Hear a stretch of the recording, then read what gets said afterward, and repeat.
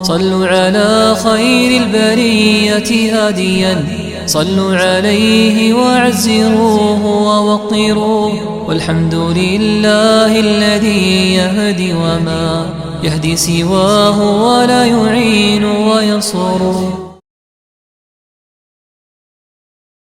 تمام قسم کی تعریفات حمد و ثنا اللہ رب العزت کے لیے لائق و زیبا ہے، جس کے قبضے قدرت میں موت و حیات، عزت و ذلت، امیری اور غریبی، بیماری اور تندرستی اور ہر قسم کا نفع اور نقصان ہے۔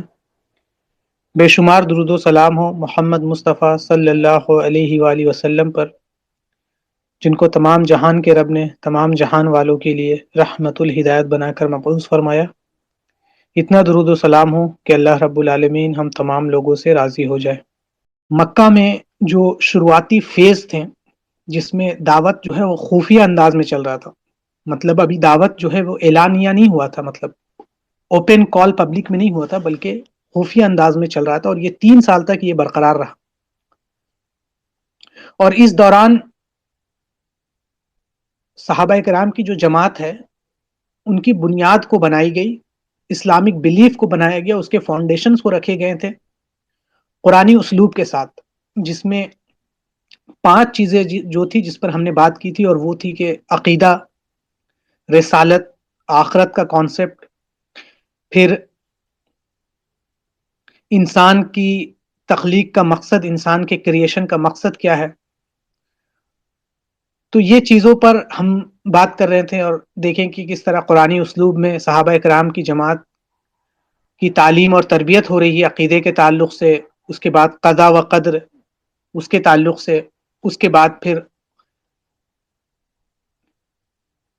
یونیورس کیا ہے اور انسان اور ایک یونیورس کا کیا رشتہ ہے اس کے تعلق سے، اور پھر مرنے کے بعد زندہ ہونا ہے۔ یہ تمام قرآنی اسلوب میں ان تمام چیزوں سے صحابہ کرام کی پوری جماعت کی تعلیم اور تربیت ہو رہی تھی، اور ہم دیکھیں کہ اس کے کئی فوائد ہیں، کئی ہم نے اس کے فائدے بھی دیکھیں کہ کس انداز میں کہ صحابہ کرام کی جو تعلیم ہو رہی ہے کہ انسان کا اصل مقصد کیا ہے، مقصد حیات کیا ہے، انسان ہوتا کون ہے، انسان کی کیا حقیقت ہے، انسان کہاں سے آیا ہے، انسان کہاں جائے گا، یہ تمام باتیں جو ہیں قرآنی اسلوب سے صحابہ کرام کی تعلیم اور تربیت ہوئی۔ اب چونکہ جو دعوت ہے وہ اعلانیہ ہونی تھی، اعلانیہ سے مراد ہے کہ اب جو لوگ ابھی خفیہ دعوت ہو رہی تھی، اور اس پہ ہم نے بھی بات کی کہ دعوت خفیہ کیوں ہو رہی تھی، کس کے گھر میں ہو رہی تھی، اس کے پیچھے کی حکمت بھی ہم نے بات کی ہے۔ اب جو دعوت اعلانیہ ہونی تھی، لوگوں کے سامنے جا کر بتانی تھی، تو اس کے تعلق سے، اور جو ڈیولپمنٹ، اب سیکنڈ جو ڈیولپمنٹ جس پہ ہم بات کریں گے وہ یہ ہے کہ صحابہ کرام کے اندر اخلاق اور عبادات کی تعلیم اور تربیت قرآنی اسلوب کے تعلق سے، اور یہ بہت اہم ہے دعوتی فیلڈ میں۔ جب آپ دعوت کے فیلڈ میں جاتے ہیں تو تزکیہ نفس جو ہے وہ بہت اہم چیز ہے۔ تزکیہ نفس جو ہے، جب آپ نبی اکرم صلی اللہ علیہ وسلم کے جیسے ہم زندگی پڑھ رہے ہیں تو آپ دیکھیں گے کہ تزکیہ نفس جو ہے وہ ایک بہت اہم فیکٹر ہے، اور جو انسان کو اس قابل بناتا ہے، اور جس کا تزکیہ نفس نہیں ہوا رہتا ہے، وہ دعوت اگر دے گا تو اس میں پھر خیر نہیں ہوگا۔ تو دعوت سے پہلے، کسی بھی جنگ سے پہلے، ایک انسان کا جو نفس کا تزکیہ وہ بہت اہم ہے، اور ہر انسان کو ہمہ وقت ہمیشہ اپنے نفس کا تزکیہ کرتے رہنا چاہیے کہ آخر اس کے جو کام ہو رہے ہیں، وہ یہ کام کر رہا ہے، وہ مقصد کیا ہے، وہ کس کو خوش کرنے کے لیے کر رہا ہے، وہ کس کو راضی کرنے کے لیے کام کر رہا ہے۔ تو یہ بہت اہم ہے۔ اور اس کے بعد جو ہارڈشپس آئیں گے، جو مشکلات آئیں گے، اس کے لیے تزکیہ نفس بہت اہم حصہ پلے کرتا ہے، کہ آپ جو بھی انسان اپنے آپ کو اللہ کے لیے سیکریفائس کرنے کے لیے تیار رہتا ہے، اور اللہ پھر اس کو وکٹری دیتا ہے، وہ تزکیہ نفس بہت امپورٹنٹ رول پلے کرتا ہے، اور دعوت میں بھی بہت اہم ہے۔ تزکیہ نفس انسان کو انٹرنلی پاک کرتا ہے، حسد سے، جیلسی سے، انسان بخل سے، پھر چھوٹے اور بڑے گناہوں سے انسان کے اندر اخلاص پیدا ہوتا ہے۔ تربیہ اگر آپ کہیں، جو تربیت ہو رہی ہے، اگر اس کو جنرل ہم بات کریں تو اس کا مطلب ہوتا ہے کہ کسی کی اپ برنگنگ کرنا،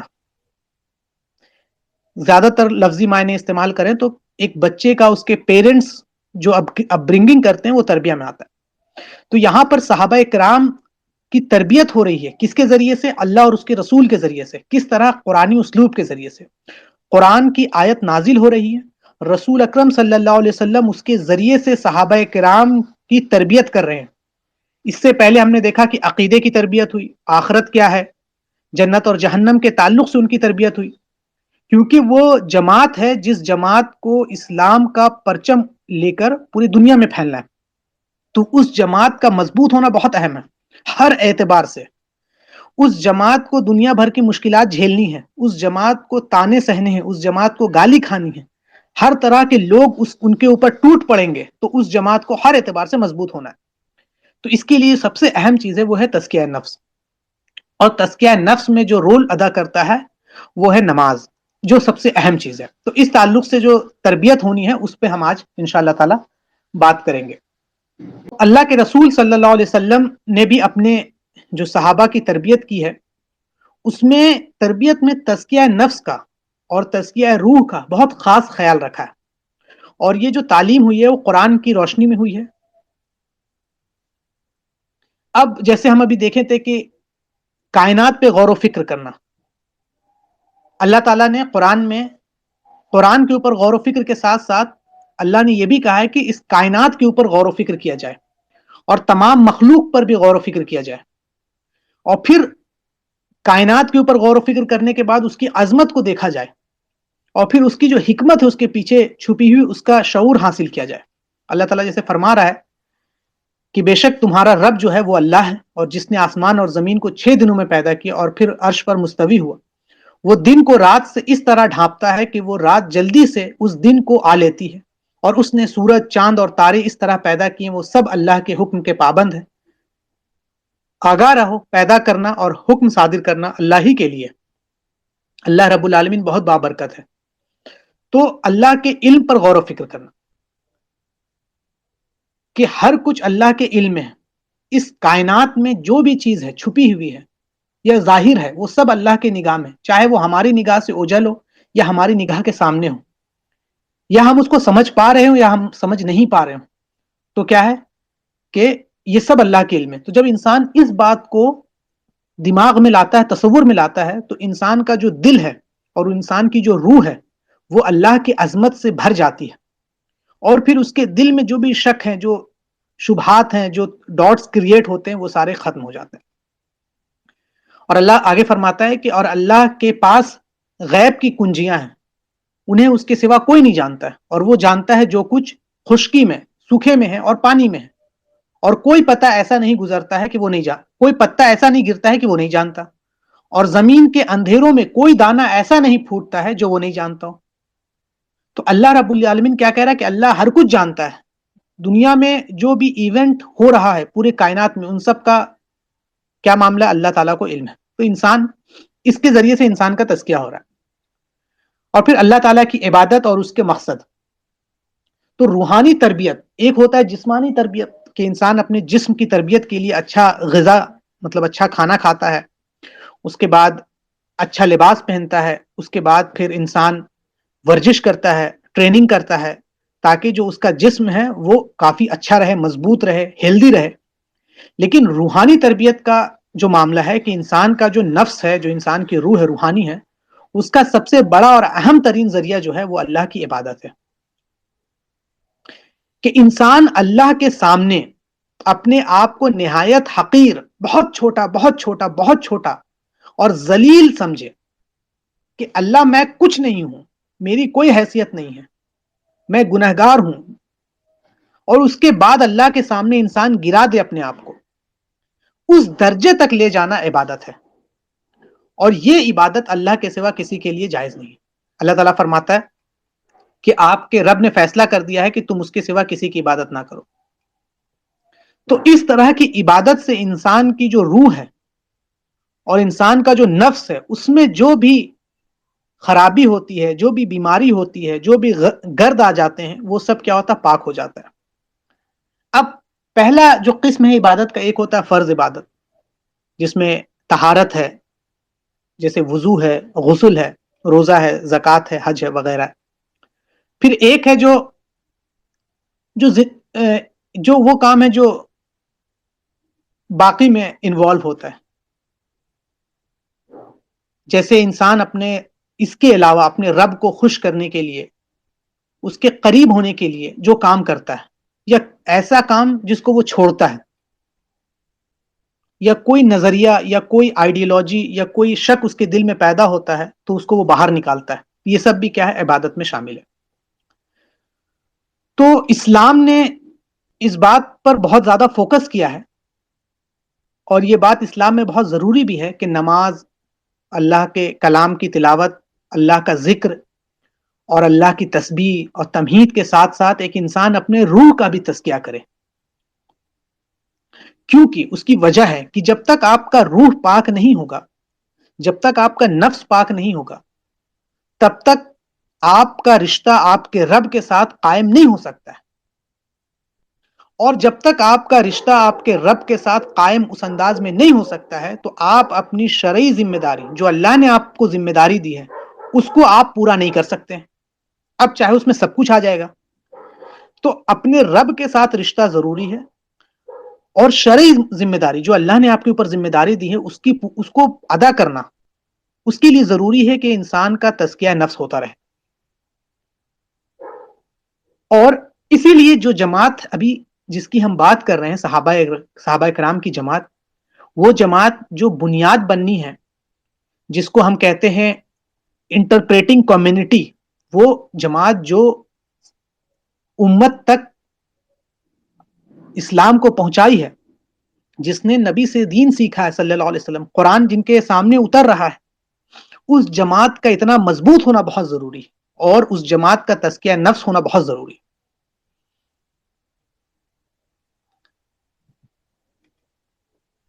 تو عبادت کے تعلق سے ابھی جو بات چل رہی ہے شروعاتی دور میں، اس میں عبادت اور تزکیہ پہ اور اخلاق پہ بہت زیادہ فوکس کیا جا رہا ہے. اور اس کے نتیجے میں جو جماعت جس کا تزکیہ ہوا ہے، جو جماعت جس کا تزکیہ ہو چکا ہے، اور جو ہر قسم کی جس کے نفس میں اور جس کے روح سے ہر قسم کی برائی پاک ہو چکی ہے، تو پھر ایک ایسی تحریک پیدا ہوتی ہے. وہ جماعت ایسی تحریک پیدا کرتی ہے جو اللہ کے دین کا نفاذ کرتی ہے. اب جیسے کہ ہم نے شروعات میں بھی دیکھا تھا کہ جب قرآن کی ورس نازل ہو رہی تھی سورہ مزمل، تو اس میں اللہ تعالیٰ نے کیا فرمایا؟ اے چادر میں لپٹنے والے، رات میں قیام کیجئے مگر تھوڑا سا، یعنی رات کا آدھا حصہ یا اس سے تھوڑا کم کر لیجئے، یا اس سے کچھ زیادہ کیجئے، اور قرآن خوب ٹھہر ٹھہر کے پڑھیے. یقیناً ہم جلد آپ پر ایک بھاری بات ڈالیں گے. بلا شبہ رات کا اٹھنا ہے وہ نفس کے کچلنے میں زیادہ سخت اور دعا و ذکر کرنے کے لیے مناسب تر ہے. تو یہاں پہ کیا کہا جا رہا ہے؟ دیکھیے، ابھی نبی اکرم صلی اللہ علیہ وسلم کو تیار کیا جا رہا ہے، لوگوں کے بیچ میں وہ بھاری بات ڈالی جائے گی. تو اس بھاری بات کی ذمہ داری کو سنبھالنے کے لیے ضروری ہے کہ آپ کا تزکیہ ہو، اور تزکیہ کے لیے ضروری ہے کہ آپ عبادت کریں، اور اس کے لیے سب سے بہترین ہے کہ آپ رات کو اٹھیں. اللہ کہہ رہا ہے کہ رات کا جو اٹھنا ہے وہ نفس کو کچلنے میں زیادہ سخت، نفس کے کچلنے میں بہت فائدہ مند ہے.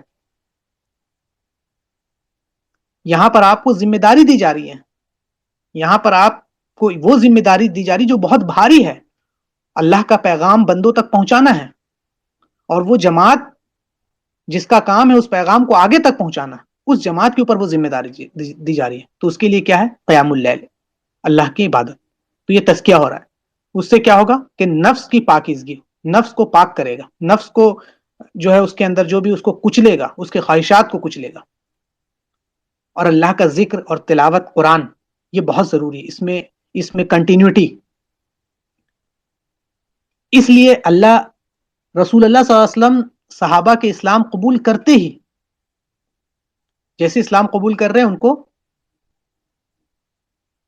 عبادت کا طریقہ سکھا رہے ہیں تاکہ وہ روحانی پاکیزگی اور تزکیہ کا کام شروع ہو جائے. اور نبی اکرم صلی اللہ علیہ وسلم صحابہ نماز پڑھنے کے لیے ان کو پہاڑ کی گھاٹیاں جہاں کوئی نہیں دیکھ سکے، کیونکہ اس وقت دعوت اعلانیہ نہیں ہوئی تھی، تو ویسی جگہ جہاں پر کوئی نہیں دیکھ سکے وہاں رخ کرتے تھے اور اسلام کے دشمنوں سے چھپ کر نماز پڑھتے تھے. اور پھر جب ہم دیکھیں کہ ایک کنفرنٹیشن شروع ہوا تو آپ صلی اللہ علیہ وسلم نے پھر دار ارقم میں، جو 3 سال خفیہ درسگاہ رہا، وہاں پر پھر ان کو نماز پڑھاتے ہیں اور قرآن کی تعلیم دیتے ہیں. اب آپ دیکھیں کہ نماز اور قرآن اور عبادت کے ذریعے اگر روحانی تزکیہ کی اہمیت نہیں ہوتی تو آپ صلی اللہ علیہ وسلم صحابہ کو یہ کام چھوڑ دینے کی اجازت دے دیتے یا چھوڑ دو کیونکہ ابھی خوف کا معاملہ، لیکن آپ نے یہ نہیں کیا. لیکن ان خطرے کے باوجود آپ صحابہ کو نماز پڑھاتے رہیں اور نماز اور تلاوت قرآن کو ترک نہیں کیا، کیونکہ معلوم تھا کہ یہ سب سے بیسٹ سورس ہے تزکیہ کا.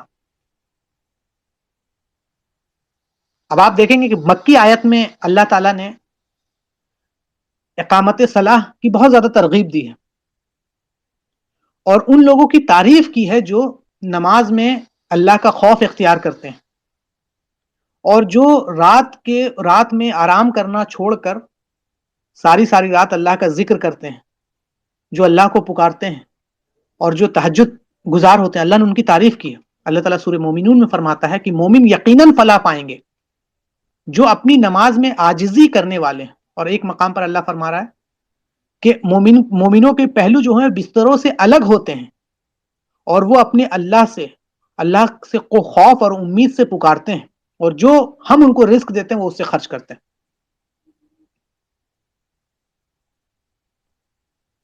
تو یہ جو ورسز ہیں قرآن کی، اس کے علاوہ سورہ بنی اسرائیل میں، سورہ طٰہٰ میں، سورہ قاف میں، ان ورسز سے یہ بات معلوم ہوتی ہے کہ جب مشکل حالات سامنے ہوں اور انسان کو منزل نظر نہیں آئے اور انسان مشکلات میں گھرا ہوا ہو، تو اس وقت سب سے بہترین ہتھیار یہ ہوتا ہے کہ انسان کثرت کے ساتھ کیا کرے، نماز کرے، اپنے رب کو یاد کرے، تلاوت کرے اور اللہ کے سامنے گڑ گڑائے. اس سے اس کا نفس جو ہوتا ہے وہ تزکیہ ہوتا ہے.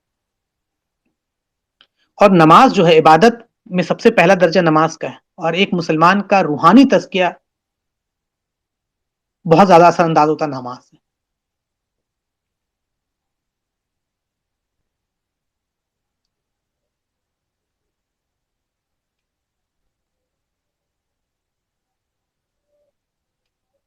پھر اس کی اپنی حکمت ہے کہ جب بندہ نماز میں کھڑا ہوتا ہے اور رکوع کے لیے جھکتا ہے تو اپنا اللہ رب العزت کی جو عظمت ہے اس کا اقرار کرتا ہے اور کہتا ہے اللہ اکبر، کہ تمام کچھ سے بڑا اللہ تعالیٰ ہے. پھر اپنی زبان سے اللہ کی تسبیح بیان کرتا ہے کہ اللہ تعالیٰ ہر چیز سے پاک ہے، اللہ کے علاوہ تمام کو عیب ہو سکتا ہے لیکن اللہ کی ذات ہر عیب سے پاک ہے.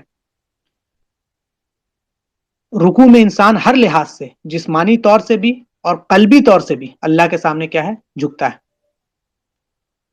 تو یہ نماز کو کی جب ہم فوائد دیکھیں گے تو دیکھیں گے کہ اس میں کس طرح سے بندہ کا تزکیہ ہوتا ہے، اللہ کے سامنے جھکا ہوا ہوتا ہے، اللہ کے سامنے اپنی کمزوری کا اعتراف کرتا ہے، اللہ کی بڑائی کا، اللہ سب سے بڑا ہے اس کا اقرار کرتا ہے.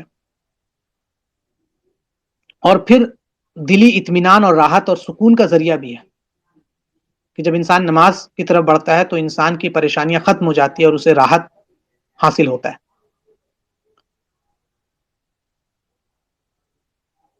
تو نماز کی ادائیگی سے صحابہ کرام کو دلی راحت اور سکون حاصل ہوتا تھا اور اس وقت جبکہ ان کو اس چیز کی بہت زیادہ ضرورت تھی اور ان کے اندر ایک ایسی قوت اور ایک ایسا جذبہ پیدا کرتا تھا جس سے ان کے اندر اچھے کام کرنے کا شوق پیدا ہوتا تھا اور برے کام سے وہ دور ہوتے تھے. اور نماز ان کے دل میں جو عقیدہ ہے اس کو اور مزید پختہ کرتا تھا اور ان کے اندر ایسی ہمت پیدا کرتا تھا کہ وہ اپنے خواہشات کو کنٹرول کرتے تھے اور اگر کبھی ان کے سامنے مشکل حالات آتے ہیں تو اپنے آپ کو مشکل میں جانے میں بھی وہ گھبراتے نہیں تھے. تو اس کے ذریعے سے کیا ہو رہی ہے، ان کا تزکیہ ہو رہا ہے، ان کی تعلیم ہو رہی ہے. پھر صحابہ کرام کی جو جماعت ہے وہ کثرت سے دعا کرتی تھی، کثرت سے، بہت زیادہ، خود بھی تلاوت کرتے، دوسروں کی بھی تلاوت سنتے تھے، اور پھر راتوں کی جو خلوت ہے، تنہائی ہے، اس کا خوب فائدہ اٹھاتے تھے۔ اس کے بعد غور و تدبر کرتے قرآن کے اوپر، اللہ کا خوف حاصل کرنے کے لیے، اللہ کی قربت حاصل کرنے کے لیے خوب کوشش کرتے ہیں۔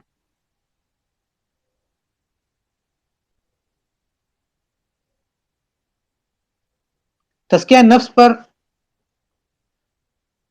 سے ان کے دل میں بہت زیادہ گہرا اثر ہوتا تھا، اور نفس اپنے پھر کمال کی بلندی تک پہنچ جاتا تھا۔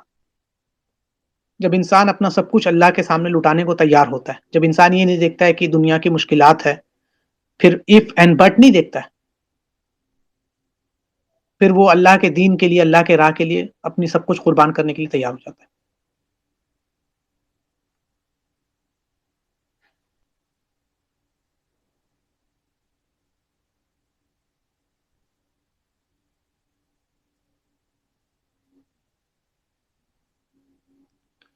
تو نماز کے ذریعے سے، ذکر اور اذکار کے ذریعے سے، دعا کے ذریعے سے، تدبر کے ذریعے سے، غور و فکر کے ذریعے سے صحابہ کرام کے اندر کیا ہو رہا ہے، ان کا جو نفس ہے اس کی تزکیہ ہو رہی ہے۔ پھر اللہ نے، رسول اللہ صلی اللہ علیہ وسلم نے صحابہ کو یہ بات سکھائی کہ مشکل حالات میں کس طرح اپنے آپ کو اللہ کے سپرد کر کے اس کی پناہ چاہو، اس کی امان چاہو، اس سے حفاظت چاہو، اس سے سکینت حاصل کرو، تاکہ کوئی گھبراہٹ اور بے چینی نہ ہو، بلکہ یقین کامل ہو کہ اللہ رب العالمین کی مدد ان کے ساتھ ہمہ وقت ہے، اللہ ان کا حامی اور مددگار ہے، ان کے معاملات کو اللہ سنبھال لے گا، اللہ ان کی تائید اور نصرت کرے گا، اللہ تعالیٰ ان کی حفاظت کرے گا جنگ میں۔ اب آپ دیکھیں صحابہ کرام کی جماعت کو کہ لاکھوں کا لشکر ہے اور ہزار ہے، اللہ پر یقین کر کے اس میں کود جاتے ہیں اور اللہ تعالیٰ ان کو فتح نصیب کرتا ہے۔ جیسا اللہ تعالیٰ قرآن میں فرما رہا ہے کہ کیا یہ بت جس کی تم عبادت کرتے ہو یہ بہتر ہیں یا وہ اللہ جو مجبور اور لاچار کی دعا قبول کرتا ہے جب وہ اسے پکارتا ہے، اس کی تکلیف کو دور کرتا ہے، اور وہ تمہیں زمین میں جانشین بناتا ہے؟ کیا اللہ کے ساتھ کوئی اور معبود ہے؟ تم کم ہی نصیحت حاصل کرتے ہو۔ اب اس کے ساتھ ساتھ عقلی تربیت بھی ہو رہی ہے۔ اب جو انسان ہے، انسان کے جو باڈی کو ہم دیکھیں گے تو انسان کے اندر روح بھی ہے، جسم بھی ہے اور عقل بھی ہے، تینوں کا مجموعہ ہے، تینوں کا مکسچر ہے انسان۔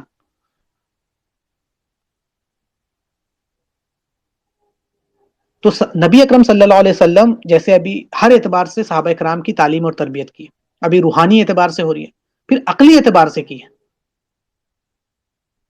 کہ عقل سے بھی صحابہ کرام کی تربیت ہو جائے۔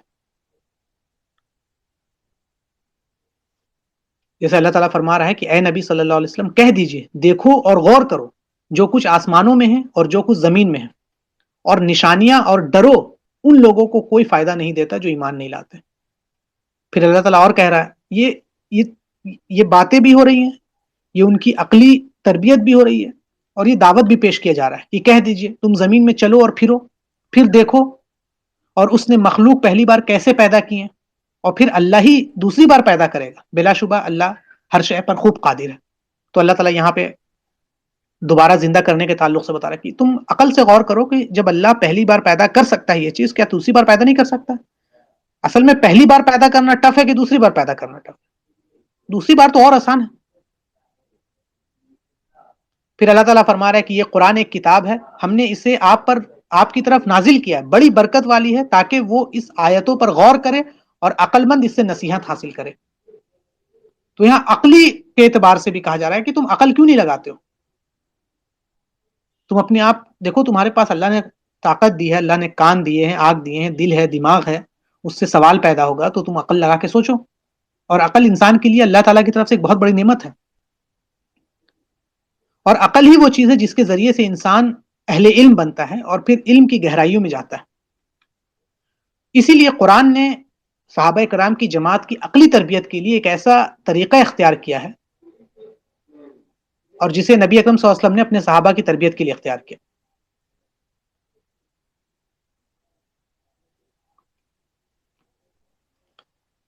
کہ عقل کے لیے ضروری ہے پہلا کہ وہ تحقیق کرے، ریسرچ کرے، غور و فکر کرے، لیکن ایک باؤنڈری کے تحت رہے، احتیاط کا دامن نہ چھوڑے. ایسا نہ ہو کہ وہ غور و فکر کرتے کرتے ان نظریات تک پہنچ جائیں جو غیر اسلامی نظریات ہیں. پھر اللہ کی جو عبادات ہے، باقی چیزیں، اس میں حکمت کو، اس کے پیچھے کی حکمت کو سمجھنے کے پیچھے غور و فکر کرے. پھر انسانی تاریخ پر غور و فکر کرے، انسانی اسٹرکچر پر غور و فکر کرے، کائنات کے اوپر غور و فکر کرے. پھر اس کے ساتھ ساتھ اللہ کے رسول صلی اللہ علیہ وسلم نے صحابہ کرام کی جماعت کو جسمانی بھی تربیت دی ہے، اور قرآن کریم نے بھی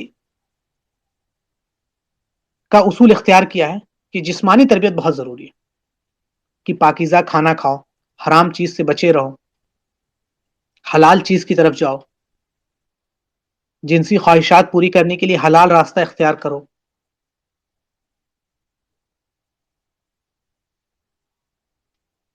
اور انسان اپنی انسانی جسمانی ضروریات کو پورا کرنے کے بعد ہی اس قابل ہوتا ہے کہ وہ اپنی ذمہ داریوں کو ادا کر سکے جس کے لیے اللہ نے اس کو مکلف بنایا. اگر جسم نہیں ساتھ دے گا تو وہ عبادت نہیں کر سکے گا، جسم نہیں ساتھ دے گا تو وہ زمین پر خلافت نہیں قائم کر سکے گا، جسم نہیں ساتھ دے گا تو وہ امر بالمعروف اور نہی عن المنکر کا کام نہیں کر سکے گا، جسم نہیں ساتھ دے گا تو اس زمین کو آباد کیسے کرے گا. تو اس لیے جسمانی تربیت بھی بہت اہم ہے. پھر اللہ نے کہا ہے کہ کھانے پینے کی ضروریات کے لیے اللہ نے ایک ضابطہ مقرر کیا ہے، کھاؤ پیو، فضول خرچی سے بچو، اچھا لباس پہنو، اچھا مطلب رہائش کا اچھا انتظام کرو.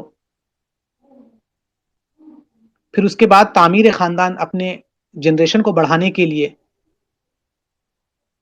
پھر شریک حیات کی ضرورت کو پوری کرنے کے لیے اللہ نے ایک ضابطہ بنا دیا ہے، نکاح ہے، حلال طریقے سے اس کی طرف جاؤ.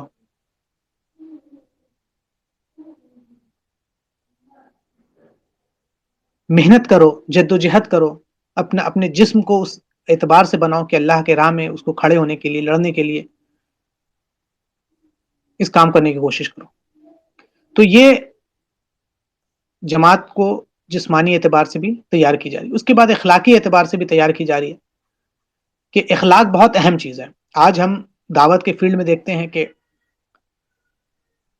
اخلاق بہت کم ہمیں دیکھنے کو ملتا ہے. اور ایک بات سمجھ لیجئے کہ صحیح عقیدے کی تکمیل جو ہے وہ اچھے اخلاق کے بغیر ممکن نہیں ہے. یہ بات یاد رکھ لیجئے، آپ کی دعوت بہت اچھی ہے، بہت اچھی ہے، بہت اچھی، بہت اچھی ہے، لیکن آپ کا اخلاق اچھا نہیں ہے تو کوئی فائدہ نہیں. بغیر اچھے اخلاق کے آپ کی دعوت ممکن نہیں. اسی لیے آپ دیکھیں قرآن نے بار بار اچھے اخلاق کے بارے میں خوب بات کیا. اور حضرت عائشہ رضی اللہ عنہ سے جب پوچھا گیا کہ نبی اکرم صلی اللہ علیہ وسلم کا اخلاق کیا ہے تو انہوں نے فرمایا کہ نبی صلی اللہ علیہ وسلم کا جو اخلاق ہے عین قرآن کے مطابق ہے. اور اللہ تعالیٰ کہہ رہا ہے کہ آپ ان سے درگزر کیجئے اور نیک کام دیجئے اور جاہلوں سے کنارہ کیجئے. امام مجاہد رحمۃ اللہ علیہ اس آیت کی تفسیر میں فرماتے ہیں کہ لوگوں کے اخلاق اور کردار کے مقابلے میں گھٹیا پن اختیار کرنے کے بجائے نرمی اور درگزر کا رویہ اپنائیں. لیکن آج ہم دیکھیں ہمارے آس پاس، خود اس ٹویٹر میں یا ہماری زندگی میں ہم دیکھتے ہیں کہ لوگ اگر آپ کے سامنے گھٹیا پن دکھا رہے ہیں اور غلط اخلاق دکھا رہے ہیں تو ہم اس سے زیادہ گھٹیا ہو جاتے ہیں. لوگوں کی پرانی باتوں کو نکالنا، ان باتوں کو جو بیت چکی اس کو بار بار نکالنا، ٹرول کرنا، یہ سب کچھ اس کے دائرے میں آ جاتا ہے. یہ دعوت کا صحیح طریقہ نہیں ہے. آپ دعوت کو صحیح پیش نہیں کر رہے بلکہ دعوت کو آپ دعوت کے نام پہ شر پھیلا رہے ہیں. آپ کی دعوت بہت اچھی ہوگی، ماشاءاللہ آپ نے بہت حق بیان کیا ہے، لیکن آپ کی دعوت خیر کا کام نہیں لائے گی، وہ شر ہی شر پھیلائے گی. یہ طریقہ اسلام کا نہیں ہے. اسلام کہہ رہا ہے کہ لوگوں کے اخلاق و کردار کے مقابلے میں گھٹیا پن اختیار کرنے کے بجائے نرمی اور درگزر کا رویہ اختیار کیجیے. کسی کی چھوٹی موٹی غلطی ہے اس کا عذر قبول کیجیے، انہیں معاف کیجیے، انہیں سہولت دیجیے، ان سے بحث مت کیجیے. ان کے وہ کام جو پوشیدہ ہیں، جو چھپے ہوئے ہیں، اس کو کھوج مت کیجیے، اس کو کھوج بین میں مت لگیے. اور حضرت عبداللہ ابن عباس فرماتے اس تفسیر میں کہ اس سے مراد ہر اچھا کام ہے، اور سب سے اچھا کام کیا ہے؟ توحید ہے. اور اس کے بعد بندگی کے حقوق ہیں اور بندوں کے حقوق ہیں. پھر آگے کہ جاہل کے بد اخلاقی میں اس سے بات کرنے میں وہی اسلوب مت اختیار کیجیے. اور اللہ تعالیٰ فرماتا ہے کہ اللہ کے بندے تو وہ ہیں جو زمین پر عاجزی کے ساتھ، وقار کے ساتھ چلتے ہیں، اور جب جاہل لوگ ان سے مخاطب ہوتے ہیں، ان سے بات کرتے ہیں، تو وہ کہتے ہیں سلام ہے، سلام کہہ کے آگے بڑھ جاتے ہیں۔ صحیح بخاری میں آتا ہے کہ نبی صلی اللہ علیہ وسلم سب لوگوں سے زیادہ اچھے اخلاق والے تھے، اور یہ اخلاق، اور ایک روایت ہے کہ آپ صلی اللہ علیہ وسلم فرماتے ہیں قیامت کے دن مومن کی ترازو میں حسن اخلاق سے زیادہ وزنی کوئی اور چیز نہیں ہوگی۔ اللہ تعالیٰ بد اخلاق اور بد زبان انسان کو انتہائی ناپسند کرتا ہے۔ تو اس کے ذریعے سے صحابہ کرام کی تعلیم ہو رہی ہے کہ ان کا اخلاق اعلیٰ معیار پہ ہو جائے۔ ایک دفعہ آپ صلی اللہ علیہ وسلم سے پوچھا گیا کہ کون سی چیز ہے جس کی وجہ سے لوگ کثرت سے جنت میں جائیں گے، تو آپ نے کہا کہ اللہ کا ڈر، تقوی اور اچھا اخلاق۔ اور کون سا چیز ہے جس سے لوگ جہنم میں جائیں گے، تو کہا گیا کہ زبان اور شرمگاہ کا غلط استعمال۔ تو آپ صلی اللہ علیہ وسلم نے اپنے صحابہ کرام کی اخلاقی تربیت کے لیے قرآنی اسلوب کو اختیار کیا۔ عبادت کی بھی تعلیم دی جا رہی ہے، ساتھ ساتھ عقیدے کی بھی تعلیم دی جا رہی ہے، اور اس کے ساتھ ساتھ سائملٹینسلی اخلاقی تعلیم بھی چل رہی ہے، کیونکہ اخلاق اور عقیدے کا ایک آپسی ریلیشن ہے۔ اور قرآن میں اللہ نے اپنے رسول صلی اللہ علیہ وسلم کو اور تمام مسلمانوں کے لیے واضح کر دیا کہ ایمانی اخلاق کیا ہے اور ظاہری اخلاق کیا ہے، جس سے انسان کو دور رہنا چاہیے۔ اچھا اخلاق دین کی کوئی الگ چیز نہیں ہے، بلکہ دین کا پارٹ ہے۔ ایک انسان کے اندر اچھا عقیدہ ہو اور اس کا اخلاق برا ہو، یہ کیسے ممکن ہو سکتا ہے؟ بلکہ آپ کا صحیح ایمان اور عقیدے کا عملی تعبیر ہے، عملی نمونہ آپ کا اخلاق ہے، کہ آپ تو بہت اللہ والے ہیں لیکن آپ کی زبان گندی ہے، یہ کیسے ممکن ہو سکتا ہے؟ اور یہ بہت اہم تھا، کیونکہ جس دعوت کے لیے صحابہ کرام کھڑے ہو رہے تھے، اس دعوت کو بہت کچھ سننا تھا، بہت کچھ سہنا تھا، تو اس جماعت کے اندر صبر اور اخلاق بہت زیادہ ہونا چاہیے۔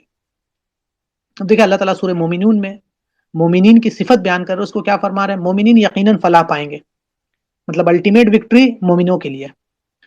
اور ان کی صفت بیان کی جا رہی کہ وہ نماز میں عاجزی کرنے والے ہیں، اور لغو باتوں سے دور رہتے ہیں، زکوٰۃ ادا کرتے ہیں، اور اپنی شرمگاہوں کی حفاظت کرنے والے ہیں، امانتوں کی اور اپنے عہد کی حفاظت کرنے والے ہیں۔ تو یہاں پہ کامیابی بتا دی گئی، اور اہل ایمان کیا ہے کہ اخلاقی پہلو کو واضح کر دیا۔ تو یہ اس کے ذریعے سے صحابہ کرام کی جو ہے وہ اخلاقی تربیت ہو رہی ہے۔ صحابہ کرام جو ہے ان کے اندر اخلاق ربانی بہت تھی، اور اس اخلاق کو پیدا کرنے والی چیز کیا تھی؟ اللہ پر ایمان، اور پھر اور اس کو اور انہینس کرنے والی جو چیز تھی وہ کیا تھی؟ کہ آخرت میں اللہ سے بخشش کی امید، اللہ کی رضا، اللہ سے ثواب کی امید۔ اس لیے جب وہ بات کرتے تھے تو صاف بات کرتے تھے، امانت میں خیانت نہیں کرتے تھے، جو وعدہ کرتے تھے اس کو پورا کرتے تھے، اور جب مشکل حالات آتا تھا یا میدان جہاد میں وہ بھاگتے نہیں تھے، وہ صبر سے کام کرتے تھے، وہ مظلوم کی مدد کرتے تھے، چھوٹوں پر رحم کرتے تھے، بڑوں کا احترام کرتے تھے، اور ہر کام میں ایک بہترین اسلوب اختیار کرتے تھے۔ اور ان کا مقصد کیا تھا؟ کہ اللہ کو راضی کرنا، کیونکہ اللہ کا حکم ہے اور اس کے ذریعے سے اللہ راضی ہوتا ہے۔ تو یہ تحریک کے میدان میں، اللہ کے دین کو غالب کرنے کے میدان میں اخلاق کا ایک بہت بڑا کردار ہوتا ہے، اور اس کے بغیر آپ کی دعوت نہیں ہوتی۔ آپ کوئی بات کہہ رہے ہیں لیکن اگر اس میں انداز اچھا نہیں ہے تو آپ کی دعوت بیکار ہے، پھر کوئی فائدہ اس کی نہیں ہے۔ وہ الٹا کیا ہوگا کہ لوگوں کو اس سے بدزن کر دے گا، اس دعوت سے بدزن کر دے گا لوگوں کو، جو دعوت آپ دے رہے ہیں اصل میں۔ تو ان کے ذریعے سے کیا ہے کہ اللہ تعالیٰ نبی اکرم صلی اللہ علیہ وسلم کے ذریعے سے صحابہ اکرام کی کیا ہو رہی؟ تعلیم اور تربیت ہو رہی ہے، کہ ہر اعتبار سے ان کو تیار کیا جائے، کیونکہ جس راستے کے لیے وہ نکل رہے ہیں وہ بہت بھاری کام ہے، اللہ کے دین کو پہنچانا، اس کے لیے بہت مشکل حالات آئیں گے۔ تو جتنے بھی پہلو ہو سکتے ہیں کہ انسان کی زندگی میں، چاہے وہ عقلی پہلو ہوں، چاہے وہ جسمانی پہلو ہوں، چاہے وہ روحانی پہلو ہوں، سب کے سب میں اخلاقیات کا معاملہ ہو، عقیدے کا معاملہ ہو، عبادت کا معاملہ ہو، سب کے سب میں وہ بیسٹ ہو جائے، تاکہ وہ پیچھے نہ ہٹے، ہر اعتبار سے وہ مضبوطی کے ساتھ جمے رہیں۔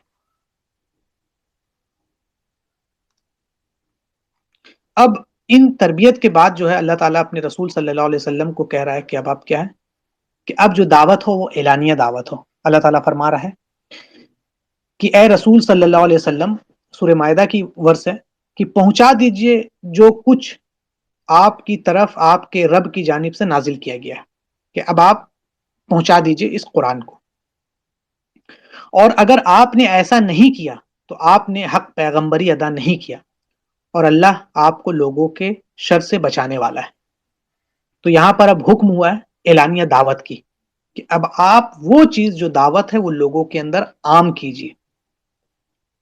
نبی صلی اللہ علیہ وسلم نے صحابہ اکرام کی تربیت فرمائی، عقیدے کے اعتبار سے، عبادت کے اعتبار سے، اچھے اخلاق کے اعتبار سے، اور اسی کے بنیاد پر اسلامی جماعت قائم کی۔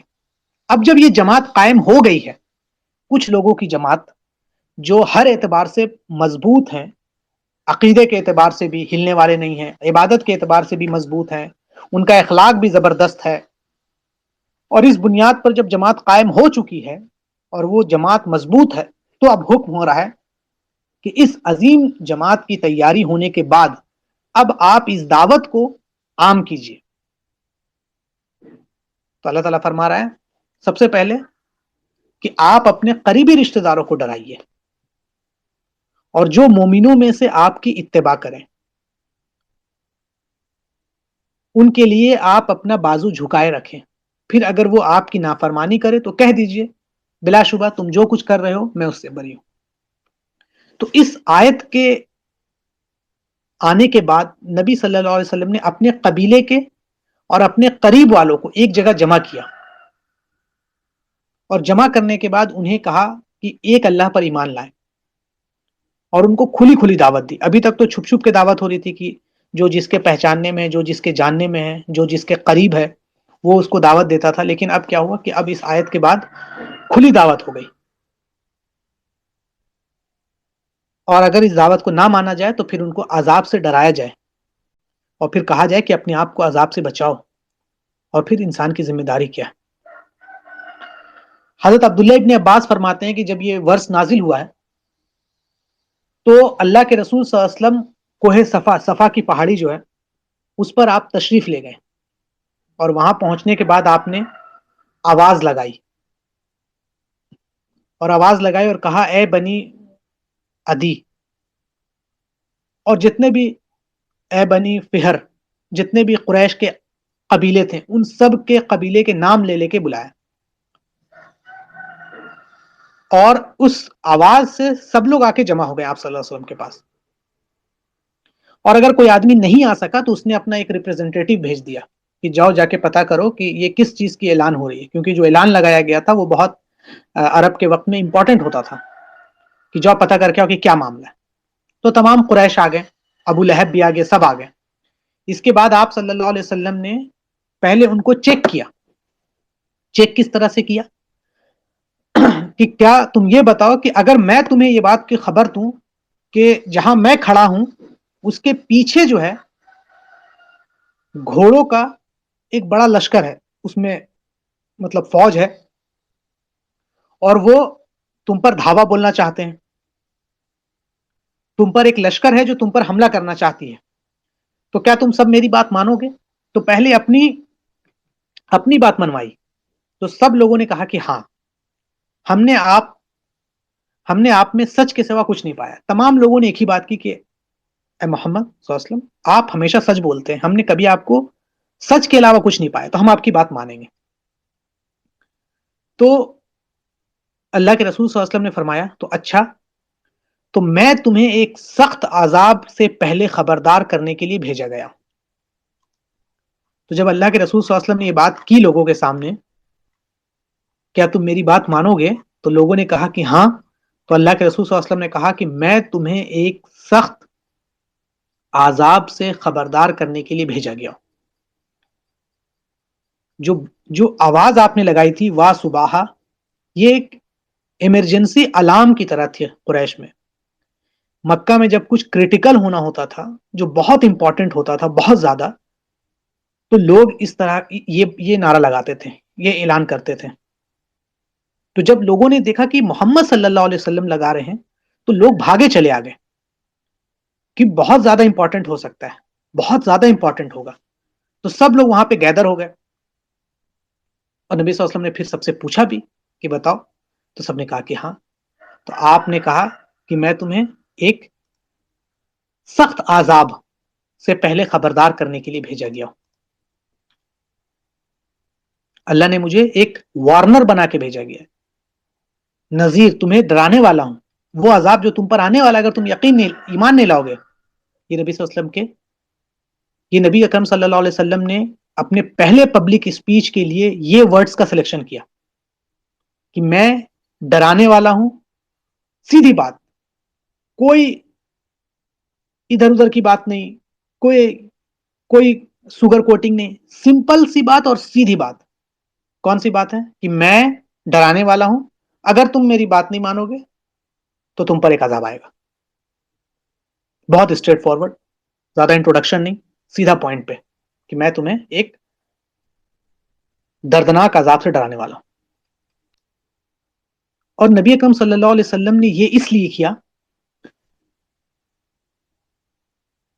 کہ اللہ تعالیٰ فرماتا ہے کہ جو رسول ہوتے ہیں، جو پیغمبر ہوتے ہیں، انبیاء ہوتے ہیں، ان کی جو ڈیوٹی ہوتی ہے وہ یہ ہے کہ لوگوں کو جو میسج ہے وہ صاف صاف پلین انداز میں جا کے ان کو پہنچا دیں. ایسا میسج کہ لوگوں کے اندر کنفیوژن نہ ہو. ارے نہیں، اس کا مطلب یہ بھی ہو سکتا تھا، اس کا نہیں. بہت زیادہ سمجھنے میں پیچیدہ ہو، بہت سوگر کوٹڈ ہو، بہت میسج کو آلٹر کر دیا گیا ہو. نہیں، بلکہ اسٹریٹ فارورڈ ہو. لسنر جو ہو، آپ کا سننے والا، اس کے ذہن میں کوئی شک پیدا نہ، کوئی ڈاٹ نہ باقی رہ جائے، ان کو آپ کنفیوز نہیں کریں. ہم لوگ جو ہیں، ہم لوگ اکثر جب بولتے ہیں یا دعوت دیتے ہیں تو ہمارے اندر یہ خرابی ہے کہ ہم کئی بار لسنر کو کنفیوز کر دیتے ہیں. لسنر کو پتہ ہی نہیں چلتا کہ یہ کیا بات ہو رہی ہے، کیا بات کر رہے ہیں، یہ لوگ کس طرح کی بات کر رہے ہیں. نہیں، یہاں پر جو بات کی آپ صلی اللہ علیہ وسلم نے، سیدھی بات، تاکہ لسنر کو کچھ سمجھنا، لسنر کو یہ سمجھ میں آئے کہ آپ صلی اللہ علیہ وسلم کہہ رہے ہیں کہ اگر ان کی بات نہ مانی جائے تو ایک دردناک عذاب ہمارے لیے انتظار کر رہا ہے. اگر بات مان لی جائے تو جنت ہے، نہ مانی جائے تو جہنم ہے. ان کو سمجھ میں آ گیا. آج ہم کہتے نہیں، دیکھیے آپ اگر بات نہیں مانیے گا، اگر اسلام نہیں آئے گا تو دیکھیے آپ کافر تو نہیں دیکھیے اس طرح نہیں. آپ اگر اسلام لا رہے ہیں جنت، نہیں لا رہے ہیں جہنم. سمپل سا بات. تو لسنر کو یہ بات سمجھ میں آ گیا کہ نبی کریم صلی اللہ علیہ وسلم، یہ جو محمد صلی اللہ علیہ وسلم بول رہے ہیں، ان کی بات نہیں ماننے پہ ہمیں آگ ملے گا. یہ وارننگ ہے، اسٹریٹ فارورڈ وارننگ.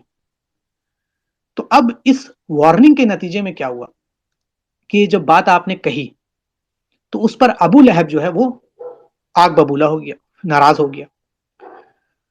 اور ابو لہب جو آگ ببولا ہوا تو اس نے فرمایا تجھ پر سارے دن تباہی نازل ہو، نعوذ باللہ، تو نے ہمیں اسی لیے جمع کیا تھا، معاذ اللہ. تو اللہ نے اس کے جواب میں قرآن میں ابو لہب کو کیا فرماتا ہے؟ ٹوٹ جائے ابو لہب کے ہاتھ اور وہ ہلاک ہو گیا، اور اس کا مال اس کے کوئی فائدے نہیں دیا جو اس نے کمایا تھا. اب اس پہ تھوڑا سا بہت امپورٹنٹ ہے اس کو سمجھنا کہ ابو لہب یہاں پہ جو ناراض ہو گیا، تو جب اللہ کے رسول صلی اللہ علیہ وسلم نے لوگوں کو بلایا تو لگا کہ بہت امپورٹنٹ ہوگا، لیکن جب پتا چلا کہ یہ ایسی بات ہو رہی ہے تو کہہ رہا ہے کہ نبی اکرم صلی اللہ علیہ وسلم کو بددعا دے رہا ہے. کیا آپ نے ہمیں اسی کے لیے بلایا تھا؟ ابو لہب ناراض ہو گیا، اداس ہو گیا، اپسیٹ ہو گیا. کیوں؟ کیونکہ اللہ کے رسول صلی اللہ علیہ وسلم نے جو ارجنٹ کال کیا تھا، لوگوں کو بلایا تھا، وہ بزنس آور میں بلایا تھا، وہ دن کا وقت تھا. لوگ اس وقت اپنے کام میں بیزی تھے، لوگ اپنے کاروبار میں بیزی تھے، لوگ دولت کمانے میں بیزی تھے. ابو لہب اسی لیے غصہ ہو گیا کہ آپ نے یہ بات بلانے کے لیے مجھے میرے بزنس آور سے اٹھا کے، میرے کام سے اٹھا کر بلایا ہے. اور نبی صلی اللہ علیہ وسلم کیا بات کر رہے ہیں؟ آخرت کی بات کر رہے ہیں، ریلیجن کی بات کر رہے ہیں، دین کی بات کر رہے ہیں، اسپرچویلٹی کی بات کر رہے ہیں. اور ابو لہب کر رہے ہیں یہ سب بات کرنے کے لیے میرا وقت برباد کر رہے ہو تم، کہ مجھے تم نے بلا لیا. میں اگر یہاں نہیں آتا تو میں اتنی دیر میں زیادہ پیسے کما لیتا. تو ابو لہب پریشان تھا، ابو لہب غصے میں تھا. ابو لہب اس دنیا کے بارے میں سوچ رہا تھا، مٹیریل ورلڈ کے بارے میں، کہ اتنے وقت میں پیسہ کما لیتا، میرا وقت برباد ہو گیا. تو اللہ تعالیٰ نے کیا کہا؟ اللہ تعالیٰ، اور ابو لہب اس راستے میں صرف اکیلے نہیں ہیں. بلکہ وہ بیہاف میں بول رہا ہے بہت سے لوگوں کے. آج آپ دیکھ لیجئے کہ لوگ ریلیجن کے بارے میں، دین کے بارے میں سننا پسند نہیں کرتے ہیں. آپ ان سے اسلامک ڈسکشن کی بات کریں، وہ کہیں گے ڈونٹ پلیز، یار وقت نہیں ہے، ابھی بہت کام ہے، do not waste my time. جب آپ ان سے کہیے کہ ارے ایک بزنس ہے، میں آپ کو بتاتا ہوں، اس میں بہت زیادہ پروفٹ ہے، جی نا، وہ انڈیا پاکستان کا میچ چل رہا ہے، اس کو میں ٹکٹ دے رہا ہوں، چلیے. ارے ماں، کام کام تو ہوتا رہتا ہے یار، زندگی کام ہے، یہ سب تو وقت کبھی کبھی آتا ہے. آپ کسی سے پوچھیں کہ کیا میں آپ سے آدھے گھنٹے دین کی بات کر سکتا ہوں؟ نہیں نہیں، سوری، بزی، میں آدھے گھنٹے نہیں دے سکتا ہوں دین کو. لیکن اگر ان کو ایک ریفریجریٹر خریدنا ہوتا ہے تو وہ شو روم میں جا کے 4 گھنٹہ بتاتے ہیں ایک ریفریجریٹر کو پسند کرنے کے لیے، اس کی ساری ٹیکنیکلٹیز کو سمجھتے ہیں. لیکن دین کے لیے آدھا گھنٹہ کا دیجیے گا تو ریفیوز کر جائیں گے. ایک گاڑی خریدنی ہو تو 10 دن تک گاڑی پہ ڈسکشن چلتا ہے گھر میں کہ کون سی گاڑی لی جائے، کون سے کلر کی لی جائے، ڈیزل کی لی جائے یا پیٹرول کی لی جائے، اس کا مائلیج کیا ہوگا، کون سی کمپنی کی لی جائے. 4 بار شو روم کا چکر لگا کے آیا جائے گا، پھر گھر میں ڈسکشن ہوگا، 10 دن بتایا جائے گا، پھر گاڑی آئے گی، 10 دن گاڑی کا ڈسکشن ہوگا، سب کچھ ہوگا ایک چھوٹے سے گاڑی کے لیے جس کی کوئی حیثیت نہیں ہے، ایک ریفریجریٹر کے لیے، ایک موبائل کے لیے بہت ٹائم ہے. لیکن جب آپ کہیے گا دین کے بعد، sorry, I don't have time, میرے پاس وقت نہیں، اتنے دیر میں کچھ اور کر لوں گا. تو ابو لہب صرف اپنے بارے میں نہیں بول رہا. ابو لہب he is speaking on behalf of lot of people. کہ محمد صلی اللہ علیہ وسلم، جو نبی کریم صلی اللہ علیہ وسلم پر اس نے لعنت کی کہ تجھ پر سارے دن کی تباہی نازل ہو، تو نے ہمیں اسی کے لیے جمع کیا تھا معاذ اللہ. تو اللہ تعالیٰ نے سورہ نازل کی اور اس میں اللہ نے کیا کہا کہ ٹوٹ جائے دونوں ہاتھ ابو لہب کے اور وہ ہلاک ہو گیا. اس کے مال نے اسے کوئی فائدہ نہیں دیا. جس مال کے لیے وہ اللہ کے رسول صلی اللہ علیہ وسلم کی بات سننے سے پیچھے بھاگ رہا تھا، جس مال کو کمانے کے لیے وہ اللہ کے رسول صلی اللہ علیہ وسلم کی بات کو نہیں سن رہا تھا، اللہ کیا کہہ رہا ہے کہ وہ اس کا مال اس کا کوئی کام نہیں ہے. اسی لیے قرآن کی آیت یہاں پہ اسپیسیفک ویلتھ کی بات کر رہی ہے کہ جس ویلتھ کے لیے اس نے دین کی بات سننے سے، آخرت نبی کریم صلی اللہ علیہ وسلم کی بات سننے سے پیچھے ہٹا، وہ ویلتھ اس کے کوئی کام نہیں آئے گا. اب آپ سوچئے کہ کیا وہ چیز تھی جو ابو لہب کو سچ سے دور کر رہی تھی؟ اس کا بزنس، اس کا دولت. اسی کی دولت کی وجہ سے وہ بات سننا پسند نہیں کیا، کیونکہ یہ میرا بزنس آور ہے، میں اتنی دیر میں کچھ اور پیسہ کما لیتا، اور امپورٹنٹ کام تھے میرے. اور اس کے کام نے، اس کے دولت نے اس کو حق سے دور کیا سننے سے. تو اللہ نے کیا کہا کہ جس دنیا کے کمانے میں اس نے حق کو چھوڑا ہے، وہ دنیا، وہ دولت اس کے کوئی کام نہیں آئے گا. تو آج بھی جو لوگ دنیا کی طرف رش کر رہے ہیں صرف، تو آخرت میں اگر ان کے دل میں ایمان نہیں ہے، دل میں اسلام نہیں ہے، تو آخرت میں ان کے دنیا کوئی کام نہیں آئے گا. اب جتنے بھی قریش کے لوگ تھے، وہ جب وہاں جمع تھے تو سب سے پہلے انہوں نے نبی اکرم صلی اللہ علیہ وسلم کی پرسنالٹی کو دیکھا، اور آپ صلی اللہ علیہ وسلم نے اپنی پرسنالٹی کے تعلق سے ان سے سوال کیے کہ کیا میں یہ بات کہوں کہ اگر اس کے پیچھے ایک لشکر ہے جو تم پر حملہ کرنا چاہ رہا ہے تو کیا مانو گے اس بات کو؟ تو اپنے پرسنالٹی کے تعلق سے پہلے سوال کیا. اور ان لوگوں کے نزدیک آپ صلی اللہ علیہ وسلم کی پرسنالٹی ایک سچا، ایک ایماندار انسان کی طرح تھا، اور جو ان کے سامنے پہاڑ پر کھڑا ہے اور پہاڑ کے دونوں حصوں کو دیکھ سکتا ہے، اور وہ پہاڑ کے ایک طرف کھڑے ہیں اور وہ پہاڑ کے اس حصے کو نہیں دیکھ سکتے. تو ان لوگوں نے ان کی جو انٹلیکٹ تھی، انہوں نے یہی فیصلہ کیا کہ آپ جو بھی کہیں گے ہم اس کی بات مانیں گے. اس کی پہلی وجہ ہے کہ آپ کا خود کا پرسنالٹی، اور دوسرا ہے کہ آپ اس مقام پہ کھڑے ہیں جس مقام پر کھڑے ہو کر آپ دونوں طرف کو دیکھ سکتے ہیں. تو انہوں نے آپ کے کہنے کے بعد ایک آواز میں کہا کہ ہاں، آپ جو کہیں گے ہم اس کو مانیں گے. اور جب آپ نے تمام لوگوں سے شہادت لے لی کہ تم دیکھو میں صحیح کہوں گا، تو پھر آپ نے وہ بات کہی کہ میں تمہیں ایک سخت عذاب کے سے پہلے خبردار کرنے کے لیے بھیجا گیا. اب ایک سوال پیدا ہوتا ہے کہ یہی سوال جو ہے، یہی پارٹ کیوں چنا گیا؟ کیونکہ یہ جو لفظ ہے یہ مقام نبوت کے لائق تھے، اور آپ صلی اللہ علیہ وسلم کے پاس جو ویسے علم تھے، جو غیبی علم تھے، اور جو حقیقت آپ کو اللہ کی طرف سے ملا تھا، تو آپ نے بہتر انداز میں لوگوں کے سامنے جہنم کی آگ سے ڈرایا. سیدھی بات، سمپل سی بات، بہت زیادہ، جیسے ہم نے ابھی پہلے ہی بات کی، کوئی کمپلیکیشن نہیں، کوئی کنفیوزنگ انداز نہیں، کوئی آلٹریشن نہیں، کوئی سوگر کوٹنگ نہیں، کچھ نہیں، سمپل سی بات ہے. تو جب آپ سمپل بات کرتے ہیں نا تو لسنرز کے ذہن پہ اثر کرتا ہے، لسنرز کو سمجھ میں آتا ہے. تو جیسے آپ نے سمپل بات کی تو تمام لوگ جو سن رہے تھے سب کے سب خاموش ہو گئے، چپ ہو گئے، کوئی کچھ نہیں بولا، صرف ابو لہب نے جواب دیا. تو اس سے ایک بات باہر نکل کے آتی ہے کہ آپ صلی اللہ علیہ وسلم نے اس زمانے کے میڈیا کا استعمال کیا کہ آپ نے پہاڑ جیسے مقام پر کھڑے ہو کر تاکہ وہاں سے تمام لوگوں کو آواز دی، تاکہ وہاں سے آپ کی آواز ہر تک پہنچے.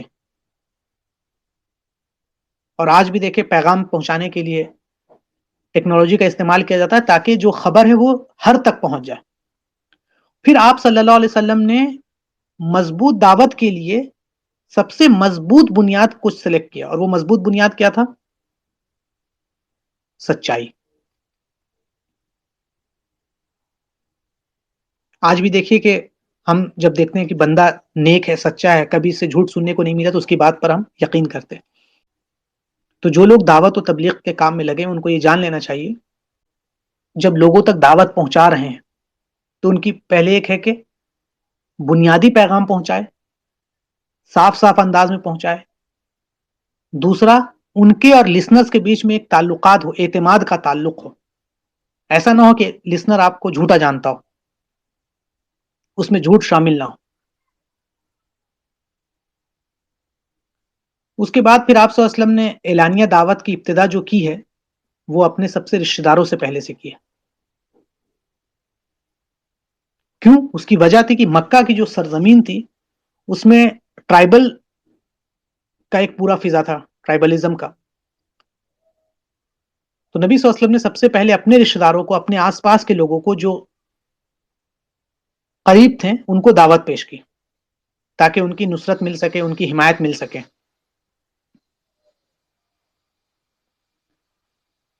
تو انشاءاللہ تعالیٰ اب ہم نیکسٹ لیکچر میں یہیں سے کنٹینیو کریں گے، اور وہ ہے اعلانیہ دعوت. اور پھر اس اعلانیہ دعوت کے کیا پہلو تھے، مطلب جو اب اوپن دعوت شروع ہوئی ہے تو اس دعوت کے کیا پہلو ہیں، مطلب کس کس انداز میں اعلانیہ دعوت دی جا رہی ہے.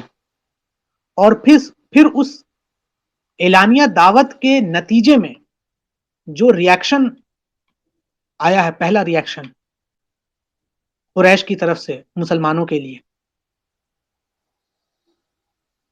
جو مشرکین نے چالیں چلی ہیں، جو ان کے ظلم و ستم شروع ہوئے ہیں، وہ کیا کیا تھے. اور پھر ایک امپورٹنٹ فیکٹر جب ہم شروع کریں گے ریاکشن سے پہلے وہ یہ کہ یہ جو ایک سوال پیدا ہوتا ہے کہ جب ہم حق ہیں، ہم سچ ہیں، ہمارے پاس قرآن ہے، ہمارے پاس آپ صلی اللہ علیہ وسلم کی حدیث سیرت ہے، ہم اسلام والے ہیں، تو پھر ٹرائلز اینڈ ٹریبولیشن ہمارے ساتھ کیوں ہے؟ ہم مشکل میں کیوں ہیں؟ ہمیں کیوں مارا جا رہا ہے؟ ہمیں کیوں پیٹا جا رہا ہے؟ تو اس کے پیچھے کی وزڈم ہم پہلے بات کریں گے، پھر ہم ریاکشن شروع کریں گے. تو اللہ کا وزڈم کیا ہے ٹرائلز اینڈ ٹریبولیشن کا؟ اللہ آزماتا کیوں ہے؟ اللہ مشکل حالات کیوں بھیجتا ہے؟ پھر انشاءاللہ تعالی اس کے بعد ہم جو ریاکشن ہے، جو ریاکشن شروع ہوگا قریش کا، جب دعوت نبی صلی اللہ علیہ وسلم نے دیا ہے ڈیفرنٹ ویز میں، تو انہوں نے بھی ڈیفرنٹ ویز میں ریاکٹ کیا ہے. کس کس انداز میں ریاکٹ کیا ہے انشاءاللہ تعالی ہم اس کو پارٹ بائی پارٹ ڈیوائڈ کریں گے، اور اس پر ایک ایک کر کے تفصیلی گفتگو پھر کریں گے انشاءاللہ تعالی. تو اللہ سے دعا ہے اللہ تعالی ہم تمام لوگوں کو کہنے سننے سے زیادہ عمل کی توفیق دے. اللہ ہم تمام لوگوں کو محمد صلی اللہ علیہ وسلم کی سیرت کو پڑھنے، سمجھنے اور اس پر عمل کی توفیق دے. اللہ تعالی جب تک زندہ رکھ، ایمان پر زندہ رکھ، جب خاتمہ ہو تو خاتمہ ہمارا ایمان کے اوپر خاتمہ ہو. السلام علیکم ورحمۃ اللہ وبرکاتہ.